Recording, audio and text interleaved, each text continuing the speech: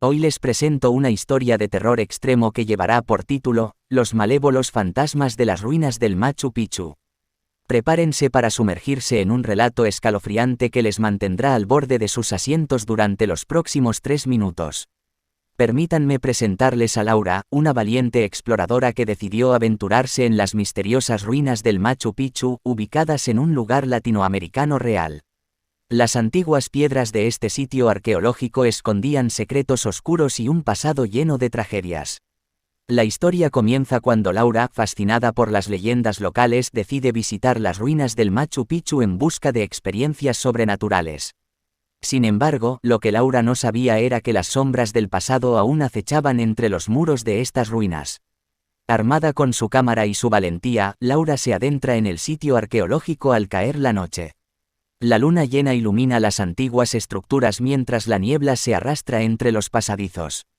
La atmósfera se vuelve cada vez más inquietante, como si los susurros del pasado resonaran en el viento.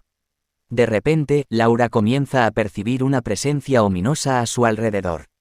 Los ecos de risas siniestras y lamentos desgarradores llenan el aire. Los malévolos fantasmas de antiguos habitantes del Machu Picchu han despertado y están sedientos de venganza. Los espíritus atormentados se manifiestan ante Laura, mostrando sus rostros desfigurados y sus cuerpos etéreos. La joven se encuentra atrapada entre los fantasmas furiosos quienes la persiguen incansablemente por los oscuros pasillos y escalinatas del Machu Picchu. Laura, luchando por su vida, busca desesperadamente una salida. Sin embargo, los fantasmas parecen anticipar cada uno de sus movimientos, apareciendo en cada esquina y bloqueándole el camino. La joven se encuentra atrapada en un laberinto de pesadillas. En un momento de claridad, Laura recuerda una antigua leyenda que habla de la ofrenda de luz como una forma de apaciguar a los espíritus malignos. Rápidamente, enciende su linterna y la dirige hacia los fantasmas, quienes reaccionan con agonía y retroceden en el fulgor de la luz. Aprovechando la oportunidad, Laura corre hacia la salida de las ruinas del Machu Picchu. A medida que se aleja, los fantasmas se desvanecen en la oscuridad.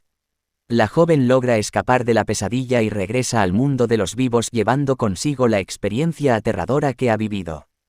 Querida audiencia, espero que esta historia de terror extremo les haya dejado sin aliento.